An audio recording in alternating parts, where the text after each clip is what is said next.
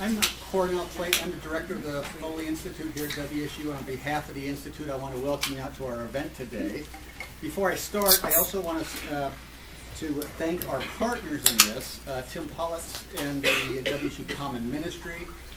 We've partnered with them now for several years, bringing great speakers to campus, and we really appreciate that partnership. So before I begin, let me also remind you we have two events next week for those of you who are interested. Tuesday at noon next week, we have Yoon Chul Ha, who is the Korea Foundation professor at the University of Washington.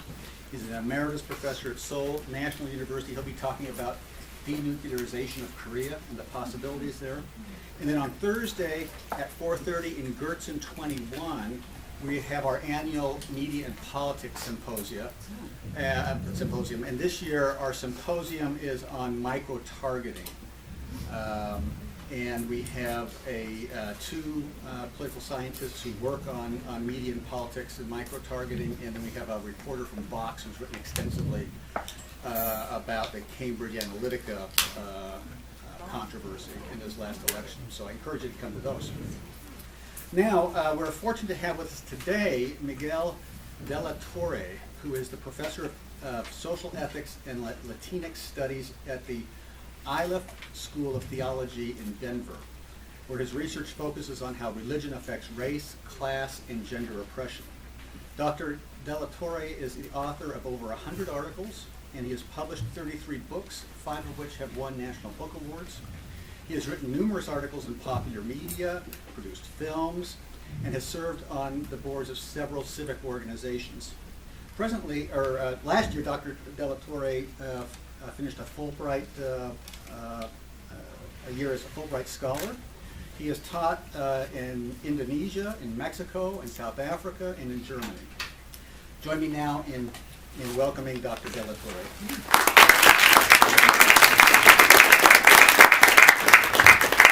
Buenos dias. Buenos dias. June 21st, 1960, I received a letter from the U.S. government that said I was in violation of Section 242 of the Nationalization and Immigration Act. In other words, I overstayed my tourist visa. And the government was asking me to self-deport. I did not. The question then becomes, why did I not leave? Now, for some, I came to seek freedom and liberty. For others, I came to use up all your social services. Both of those answers are incorrect. The reason I am here is because of sugar. And I'll get into that in a few seconds. The reason most individuals from Central America and the Caribbean are here is not necessarily sugar, but bananas. You see, the United States did not taste bananas until the Chicago Fair. And the reason being it was bananas would ripe too quickly and could never get to U.S. shores. But with the invention of refrigeration and faster ships, bananas became a product that could be sold in the United States. And Americans went bananas over bananas. By 1899, Americans were eating over 16 million bushels of banana. And because of the opportunity to make money, the United Fruit Company was created to bring bananas to the American public. So I'm going to use one example, and that is Guatemala, as an example of what went on throughout the entire Central American and Caribbean basin. Manuel Estrada Cabrera, in 1901, allowed the United Fruit Company to do whatever they wanted as long as they built the infrastructure of that country. And indeed, the United Fruit Company built the railroads, the docks, so that they could move their product from Guatemala to the United States. This is what became known as banana republics. That is, republics that are basically created for the purpose of bringing their raw material into the United States. When in the 1950s, there was an attempt to create land reform. It was dealt very poorly. For example, in the 1950s, approximately 10% of the land was controlled or owned by 90% of the mostly indigenous population. The rest were owned by the rich families, including that have ties and interests with the United Fruit Company. So Jacobo Arbenez was democratically elected to deal with this injustice. He attempted very minor land reforms. See, what he did was he said, we will pay you whatever you say your land is worth, whatever you said your land was worth on your taxes. The United Fruit Company wasn't very honest about what they thought the land was worth, and therefore it became a problem. So he was labeled a communist, and the United Fruit Company went to two of their former attorneys who used to work for them before they got into politics. They were the Dulles brothers. One ended up being the Secretary of State under Eisenhower, and the other one became the head of the CIA. Now, together, they created a public relations stunt to overthrow the legitimately elected government of Guatemala.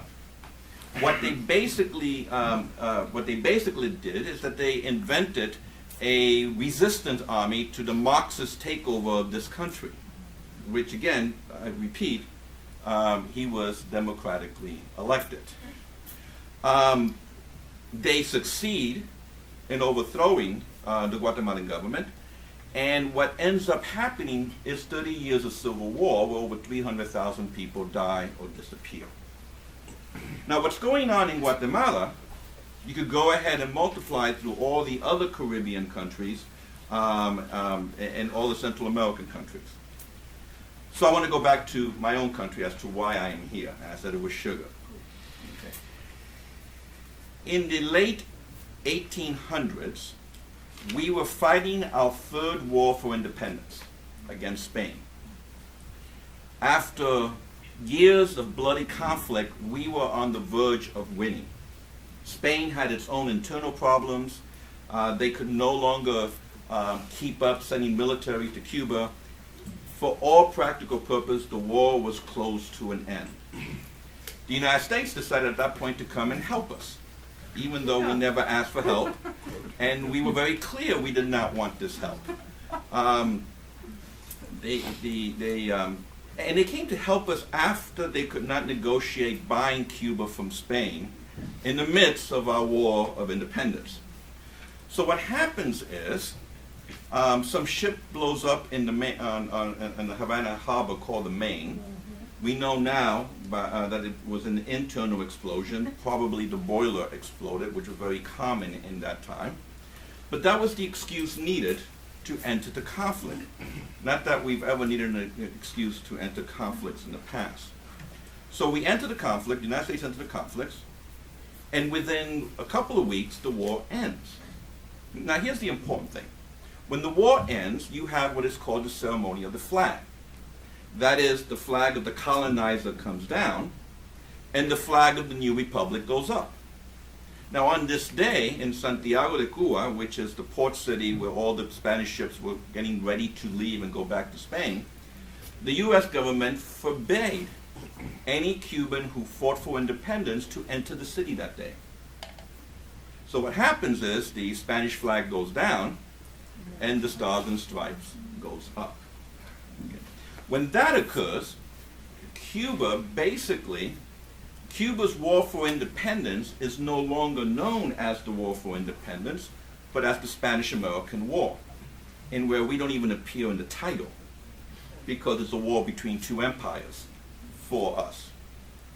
What's important about this is 10 years later, 1905, United States Americans and companies own 60% of all our rural land that grows our major crops: sugar, tobacco, and rum, the three necessities of life. 90% of all our sugar and tobacco, our main crop, is U.S. bound. All our nickel is U.S. bound. Every nickel before 1958 is Cuban nickel. 50% of our oil refineries is U.S. owned. The other 50% is owned by the British and the Dutch. And we have this thing that in order to get the U.S. troops to leave, we had to include in our Constitution what is known as the Platt Amendment. Platt is not a Spanish name. He was a U.S. senator who imposed it upon Cuba as a price for the U.S. to leave the island. And what the Platt Amendment basically said is that, number one, the United States can intervene militarily in Cuba every time we're unable to govern ourselves. How paternalistically nice. Number two, we cannot sign any treaty with any other country that does not give the United States better rates before signing that treaty. And number three, the United States can go ahead and take over any piece of land for the purpose of military installations, hence Guantanamo Bay. And there was other things on the Platt Amendment, but these were the main ones. Now, I want to pause there for a second because I want to make this very clear. The purpose of the Marines in the 1900s, in the last century, in the 20th century, in the last century, the purpose of the Marines was basically to ensure that the business interests in Central America, Mexico, and the Caribbean were protected. I remember once I went to the Pentagon, and they had that beautiful statue of the raising of the flag of Iwo Jima. And on the base, it says every country in where Marines have died. Now, I thought I knew my U.S. history. So I was thinking, oh, the Revolutionary War, the War of 1812, the Mexican-American War, Spanish-American War, the two World Wars, Korea and Vietnam. But what shocked me was that you had Nicaragua, Haiti, El Salvador, my own country, Cuba, Mexico, all these other countries. And I'm going, wait a minute, I know my U.S. history. When did we fight wars there? Well, during the 20th century, boots on the ground invaded 21 times countries in Central America and the Caribbean. Now think about it, 21 invasions that we engaged in. Troops on the ground to overthrow the governments. Okay?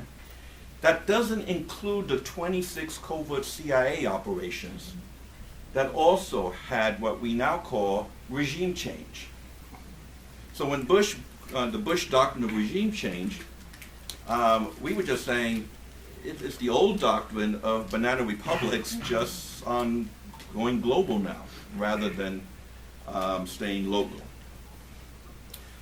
Now, I want to pause there for a second, and I want to go a little further back in history and talk about this religious ideology known as manifest destiny, which explains why 50% of Mexico becomes the United States. When James Polk runs for office, he runs on a campaign promise that if he is elected, he would invade Mexico. And within weeks of being elected, he does that. He invades Mexico. He sends troops into Mexico. The Mexicans react. And then he says, see, they're being aggressive.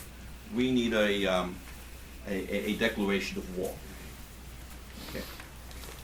Now, what's important about invading Mexico is not just basically picking up the southwestern United States. What's really important is that they picked up all the gold of California, all the silver of Nevada, all the minerals in Colorado, all the copper in New Mexico and Arizona, and of course all the oil of Texas. The wealth of Mexico becomes the wealth of the United States, which may help explain how our Industrial Revolution was able to get off the ground, because it becomes the seed money for the building of industry and becoming the empire that we are now. Mexico, on the other hand, gets the worst land, which is in the south, and therefore is unable to build their economy. So when the United States invades Mexico, as is often said, it's not Mexicans cross the borders, it's the borders cross Mexicans. And therefore, we have an immigration. So, manifest destiny, banana republic. Okay. These are two very important things. And we could look back in history and say, oh, we were so bad back then. We've learned our lesson. Thank God we don't do that anymore. Let's talk about NAFTA. And I'm just going to talk about one aspect of NAFTA, and that is corn. Corn is the miracle crop. You could grow it in high altitude, low altitude, heavy rain, no rain, a lot of sun, little sun. It feeds the people. In indigenous cultures in Central America, corn, squash, and beans are called the three sisters. It is what nourishes the population. Okay. We have found archaeological evidence and fossils that corn probably was first domesticated in Central America. When the lost Columbus was discovered by the indigenous people, he brought corn back to Europe. So corn is really the food of the people. Every Latin American country has its own corn-based dish. Okay, that's how important it is. Now, the World Bank, which has never really been the friend of the poor, said that the major cause of world poverty is the $1 billion a day spent by developed countries to subsidize their crops. Okay? From the beginning of NAFTA in 1995 to 2004, the United States has spent over $41.9 billion subsidizing corn. And what that does, and the Mexican government spends zero money subsidizing corn. So what happens is now it is cheaper to buy U.S. corn than to grow your own corn. So while a farmer could grow their own corn, get enough of a crop to feed their family, to feed their livestock, to maybe buy some goods and send their kids to school, to support the community, now they can't make any money off of the corn because it's cheaper to buy it. Not surprisingly, over 1.7 million farmers lost their farm in those first 10 years of NAFTA. Now, it's not that the reduction of the value of corn was any type of a windfall, because the price of tortillas during that time increased by 483%. So farmers were literally starving. And their only hope became the Maquiladoras. The Maquiladoras are U.S.-owned corporations on the southern side of the border that gets tremendous tax breaks.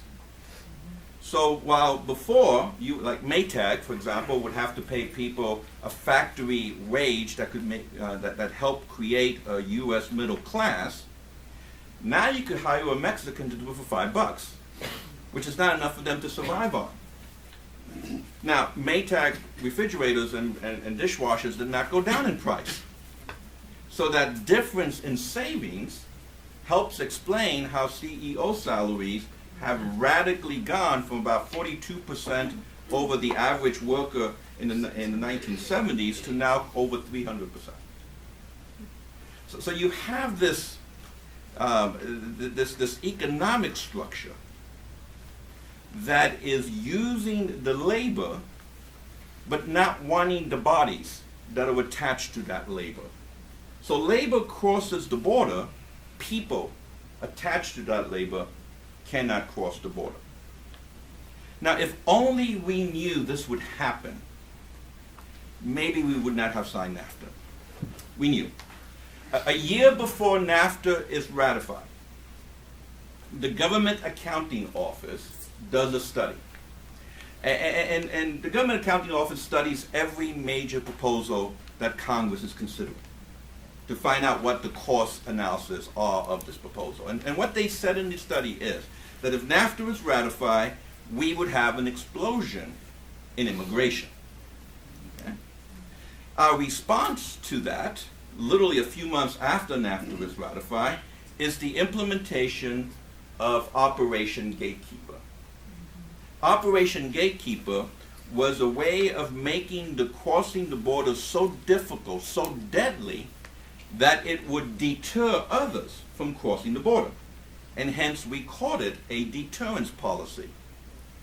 I mean, the reason we're separating children from their mothers today is this deterrent policy. Make it so difficult that people will call back home and say, don't bother coming, it's horrible. But the problem is, when you created an economic structure in these countries, in where you're facing political violence and hunger, how many deserts would you cross to put food on the table for your children? Now, before Operation Gatekeeper, what used to happen is, if I had a farm up here in Washington, an apple farm, I would go down to Tijuana and put an ad in the local newspaper saying I need farmhands. And meet me at the Catholic Church in San Diego. So as a laborer, I just cross the border in Tijuana into San Diego and go to the church, and there's a bus waiting for me. It'll bring me up here. I'll pick apples here, and I work my way down back to Mexico, where then I work my farm and my harvest. But by militarizing the border, you cut off that flow, that back and forth flow. So people were coming and then going back home. And this is important. We all don't want to be here. I would rather be in Cuba, thank you very much, among my own culture, my own people, and my own language. But as I said, I'm here because of sugar. I'm here because of tobacco, and I'm here because of rum. This is important stuff. So if you were dozing off, you might want to wake up right now. When one nation builds roads into another country for the express purpose of stealing their raw material and their cheap labor, why should we be shocked that people take those same roads following everything that has been stolen from them?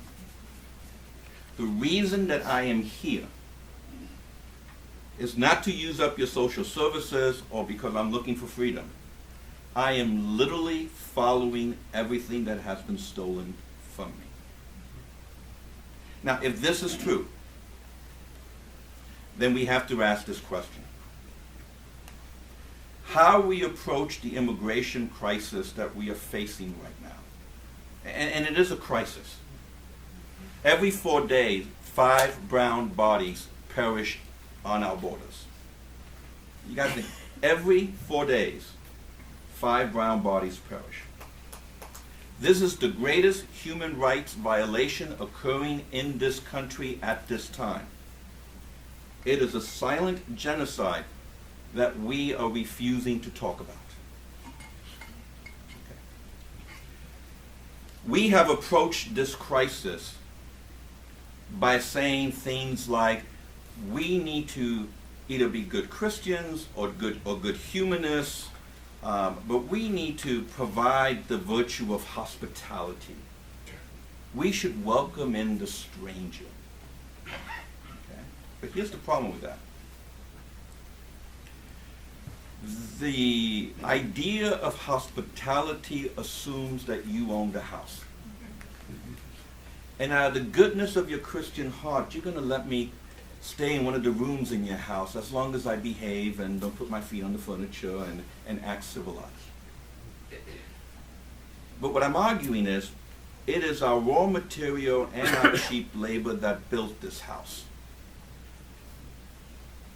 So I don't want your hospitality. I want my damn house back.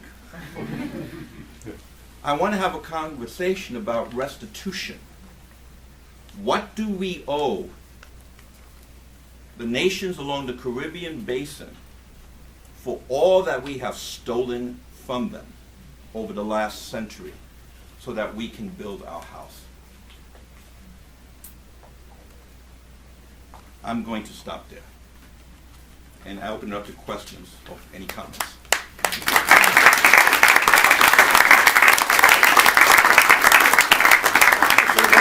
We have about half an hour for Q&A. Not everybody at once. Let's take turns.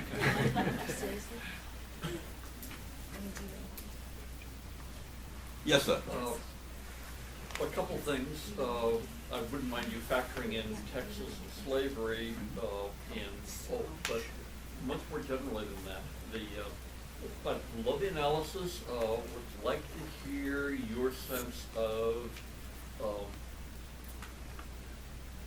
of the wealthy landowning classes in the Caribbean, in Latin America, and the sense of they ain't innocent in my view, come out of them. Your sense of both their responsibility and whether historically they would have done anything different than just keep their power. No, and absolutely, and that's a good question.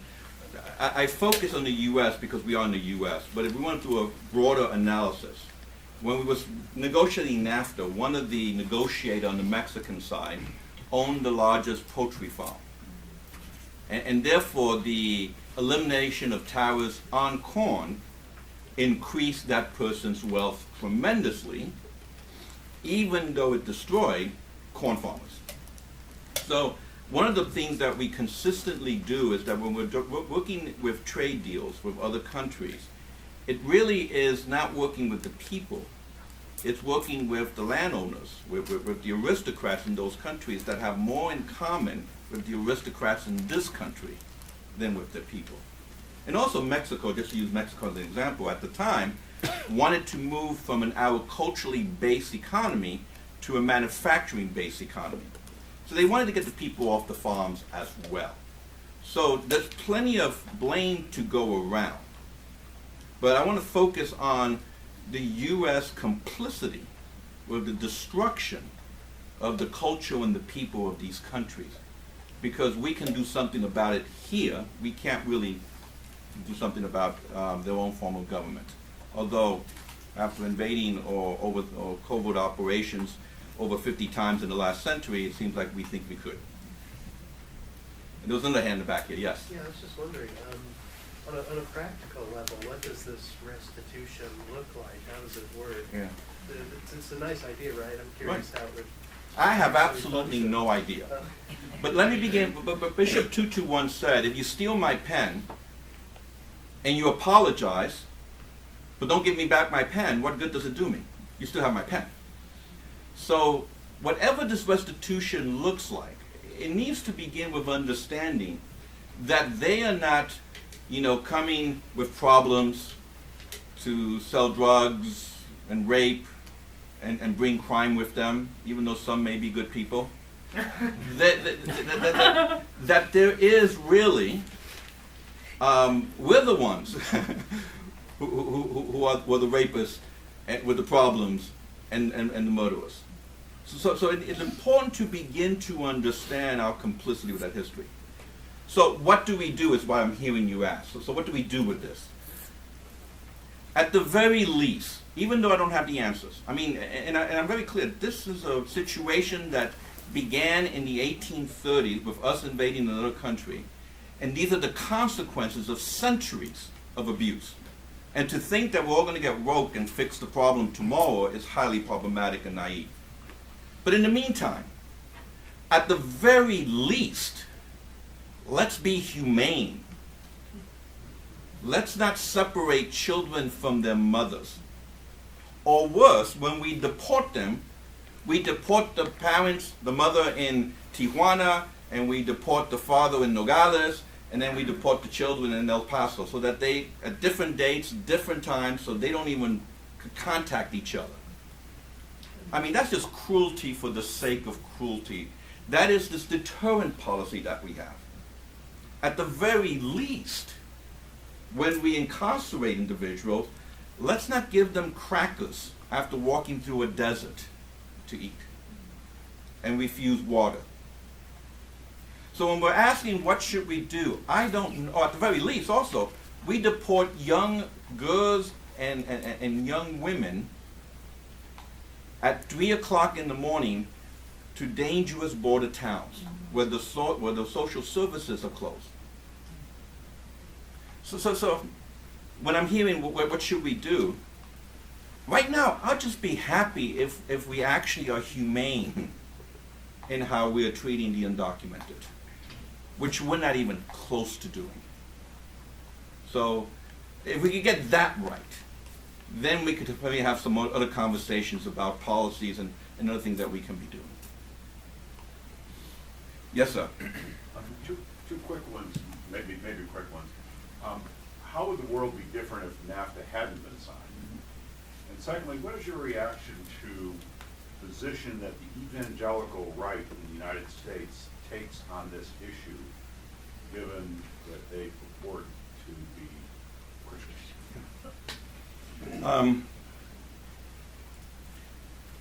To the first one,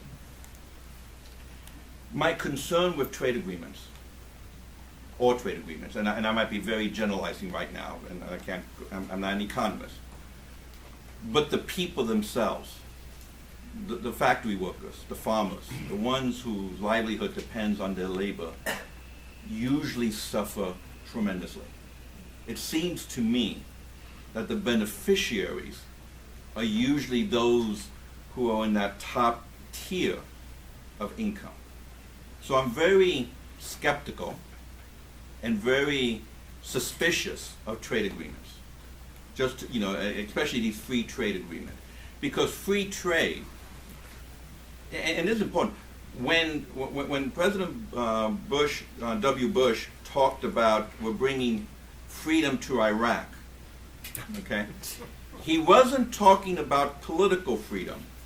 He was talking about economic freedom, opening Iraq to free trade. I'm not sure that worked out all that good for the Iraqis.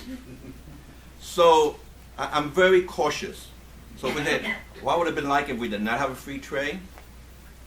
I think we, number one, would not have had this major immigration crisis we're going through. At the very least, because according to the U.S. government's own reports, that's its major cause. So at the very least, we would have less death on the border. We wouldn't need to militarize the border. And at the very least, corporations like CCA and GEO, the prison companies, probably would have gone bankrupt like they were going bankrupt anyway. And we just now provide them with a way of surviving by using brown bodies for profit. So the second question, dealing with what if evangelicals really believe in sanctity of life and that human life is, should I'm be... speaking of political evangelicals, Political not evangelicals. necessarily those. Oh, okay, political evangelicals. Same one. I mean Franklin Graham, that. Oh, them. Okay. Yeah. Falwell, Graham. Yeah. Yes. Well, I think number one, they need to get saved. They need to come to a relationship with Jesus Christ and read the gospel and understand that there's a mission about loving the other that their actions obviously do not portray. I mean, I don't know the kind of Christianity that they're practicing, but whatever that is, it's satanic because it's bringing death to people. Okay. Jesus says, I have come to give life and give life abundantly. John 10:10. Anything that does not give life is satanic. Their political pronouncement is bringing death. So, I'll go back to what I said. They need to get saved. Yes? One thing that I keep hearing about the immigration debate from liberals is not is the idea that if we restricted or somehow got rid of undocumented immigrants, then the people who unfortunately exploit undocumented immigrants by putting them through bad work conditions and don't pay them well will have to pay citizens a higher wage, which would make products like fruit and crops higher, which would cause inflation and mess up our economy. But I've also heard the argument from other liberals that kind of view dehumanizes undocumented immigrants by making our fruit prices and crop prices more important than these people who are going through really bad conditions. I was just wondering, A, is the general gist of that argument true, and B, if it is true, what is your idea or position on the issue? I find that issue more than anything else to deflect from the real issue, which is we do not pay our laborers a living wage. And what the immigrant labor pool does is that it suppresses wages. Alright. So that if you work at minimum wage full-time and never take a day off, you will be working way below the poverty level. And when I say the poverty level, that's an artificially invented number based on 1950 statistics that is nowhere close to what the poverty level should be. It should be about $20,000 more than the 21,000 or whatever it is now. So what we do then is that we use the immigrant to say two things. Number one, we say, look, the reason we can't pay you enough money, we want to, we really do, we're great corporations, we love you, but those damn Mexicans are taking away your jobs. They're the reason why you can't get paid what you're worth. Okay, so as my chair of my dissertation would often say, we like to dream upward. We one day want to be among that elite class, but we blame downward. We blame the immigrant who is keeping our wages suppressed. And if it wasn't for them, maybe I would succeed. So my response is, we should be paying everyone, documented and undocumented, enough for them to be able to feed themselves, house themselves, and clothe themselves, at the very least. And I don't buy the argument that if we were to pay people living wages, think about it, living wages, what a term. I mean, just the term itself is problematic. I don't believe the argument that if we pay people living wages, everything's going to go up in price. It won't. What would happen is CEO salaries would shrink to something that's a little bit more realistic. Okay? Yes? On the following that, I would really love to see Safeway advertise that their produce was picked by Rush Limbaugh and Franklin Graham and Falwell. I'm not going to hold my breath, though. Anytime I hear, you're taking American jobs, I think. Right. And we're the only country that villainizes the people who produce our food. I mean, you have to think about that. We villainize those who put food on our table. I haven't wrapped my mind around that yet. Yes? I'm just curious, how do you feel about your country of Cuba these days and where it's going? Yeah. I'm deeply saddened because the reason you had that revolution in 59 is a reaction against the U.S. Hegemonic power that it was in that time and abusing our country.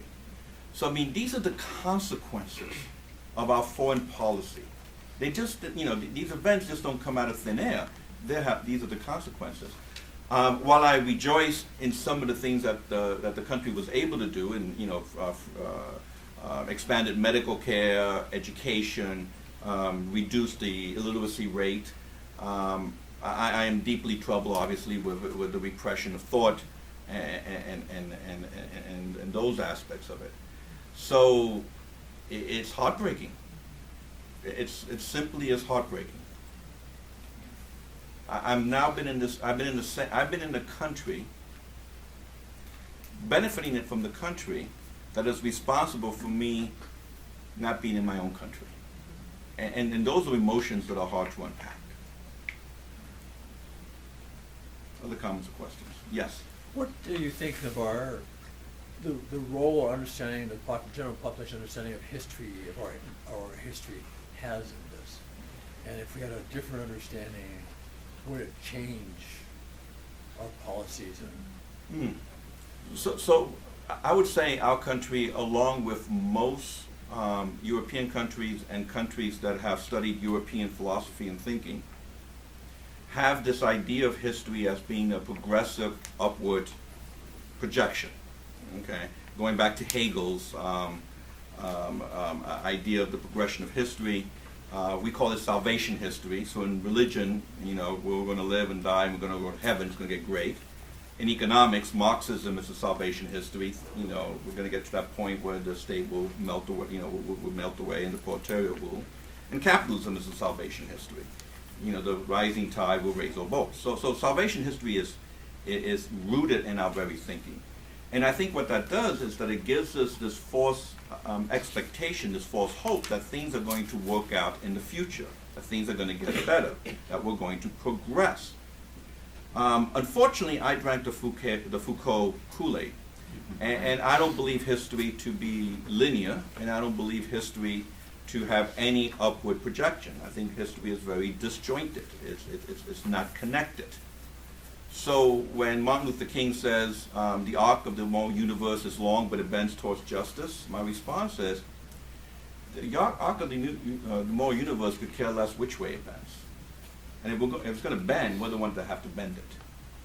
So by holding on to this idea of a salvation history, I think what it does is that we look at the past, these atrocities that have occurred, and say, oh, but we're getting better. We've learned from our mistake. The future will be more just. I don't buy that. I think we need to realize that the future can be more just, or it could be more horrific. And therefore, we have a strong responsibility now in shaping what that future is going to look like. So I think our sense of history has betrayed us, our philosophical understanding of history. Okay. Yes? Could you talk a little bit about the relationship of racism, white privilege, and religion as it relates to immigration and attitudes toward the other? Yes, yeah. I find it so ironic that the last immigrants to this land, the ones that wiped out the Indians, that enslaved the African population, that invaded Mexico, have rewritten themselves into the national narrative as the victims of this immigration crisis. That, I mean, talk about gaslighting. That the individuals responsible for the immigration crisis, because of the foreign policies over the last 150 years, because of the economic benefits of exploiting these other countries, are the ones that appear as the victims, and we need to do something because, and this is definitely rooted in the fear of the other, because that's what helps wins elections. You know, if I can get you scared about those people over there, then you'll vote for me, so I can protect you from them. And this is being, you know, and the downside of that is, I am more afraid now as a Latino man than I've ever been living in this country, because there are reactions. I mean, there are consequences to making the other into an enemy. So yeah, I mean, racism, white supremacy, illusions of empire, all this is destroying communities of color, not just the Latinx community, but other communities of color as well. Other kind, yes. It's pretty new, and so nobody may know much about it, but the latest trade deal of U.S., Canada, and Mexico, do you know anything about that? How that is and how it's going to maybe work out? No, it had a tremendous change on things. It had a whole new name. It's the greatest ever. Yeah, I mean, it's a cute name. I mean, but besides that, I'm not a trade expert, but what I've read so far, it really doesn't change anything except the name. You know, and that's about it. Well, does it have to get ratified? Is it something that has to get ratified by the Senate? And is that something that if we become knowledgeable and activated about, that we could have some influence on how it, you know? Number one, in the political process, yes, I believe it needs to be ratified by the Senate, by the Congress. But here's my concern. about the trade deal or any trade deal, and that is, if we were to eliminate, let's forget about the new trade deal. Let's just stick with NAFTA. So is the issue? Let's just get rid of NAFTA. Okay, let's get rid of NAFTA, and things will go ahead and go back to. The problem is NAFTA has become so ingrained in the economy that to eliminate NAFTA will do even more damage and more harm to the poor of Mexico. So we've gotten ourselves in a situation of damn if you do and damn if you don't. If you maintain the policy, it's still hurting the people. If you take away the policy, it's going to hurt the people as well.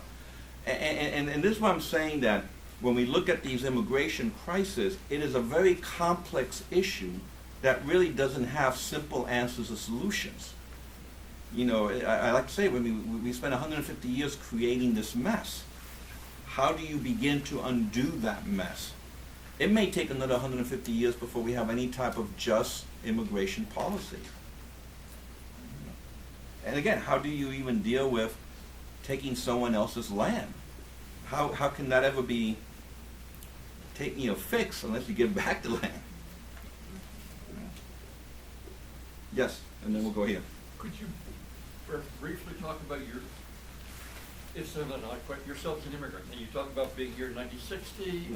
Clearly, you're part of a community that rarely has your kind of politics in general. I'd just like to hear a little bit about how you ended up here and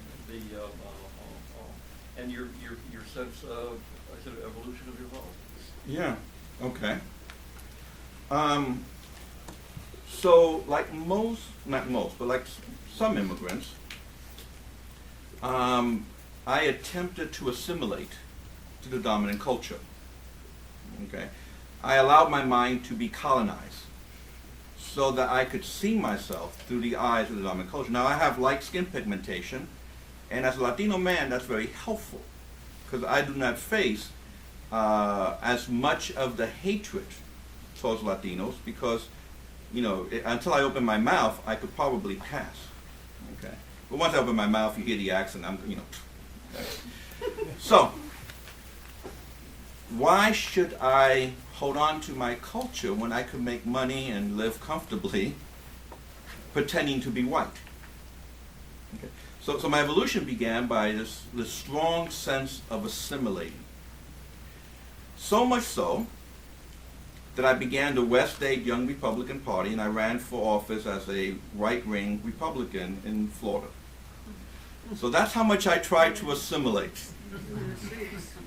But even though I may change my name to Mike, I still could not feed my family because they didn't want to hire my kind.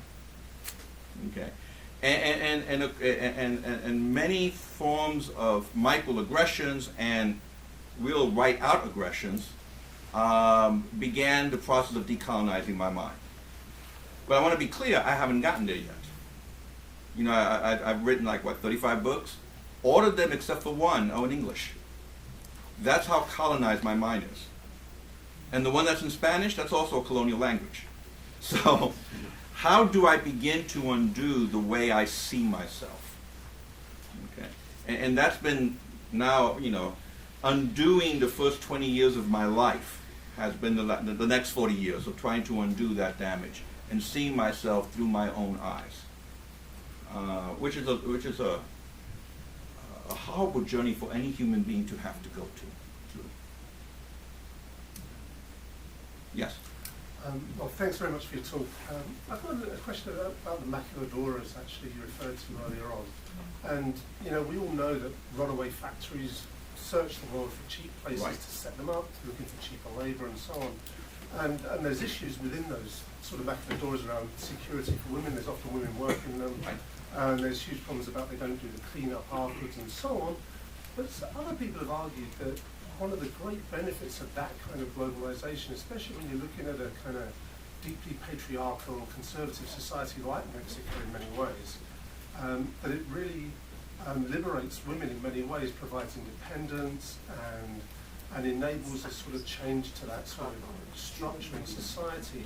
So I wonder if you could sort of talk a little bit about the way that, despite the massacres that I think that many people know they do cause, there's still these signs of good, and if there's any way to kind of get the best of both worlds. Yeah, I'm not sure that the best way, and again, I'm not being a woman, I don't want to speak for women, but as an observer, it seems to me that the best way for women to find their voice and find their own definition of liberation may not be slave labor in a maquiladora.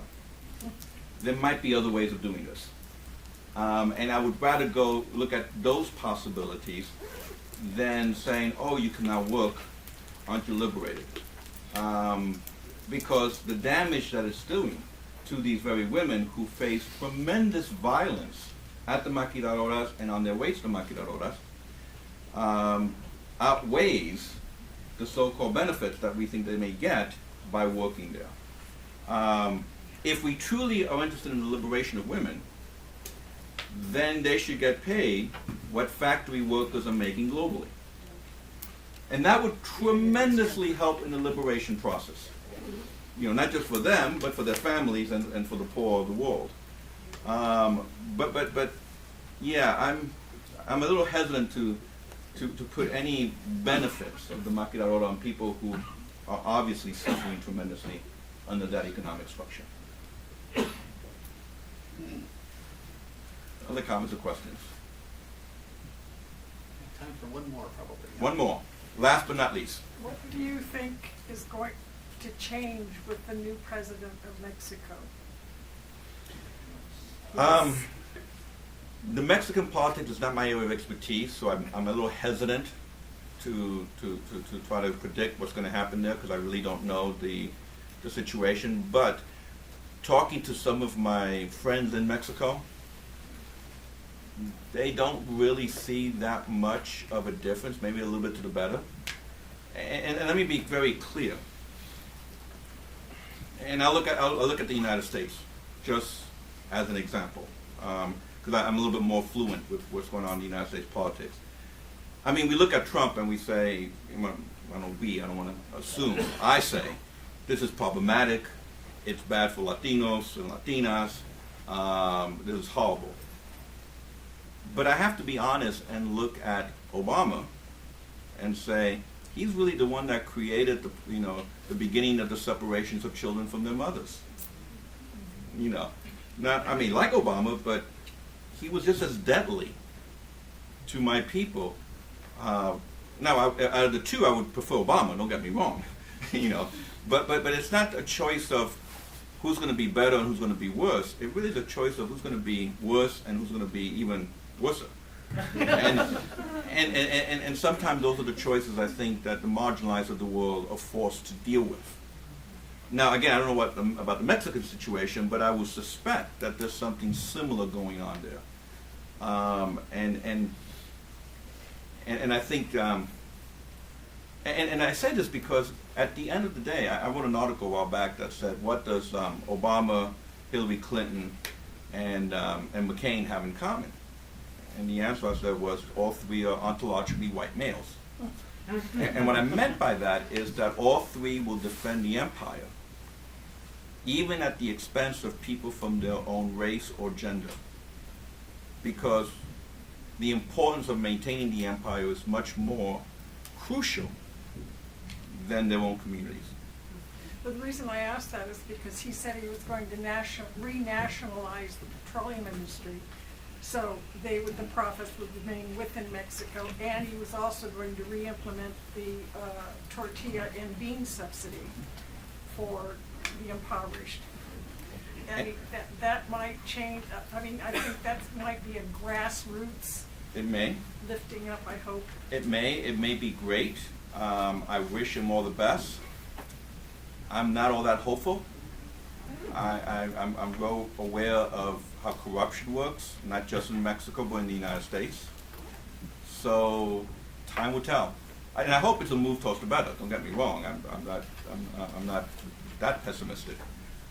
But because history is not linear, it has disappointed me so many times already. But yeah.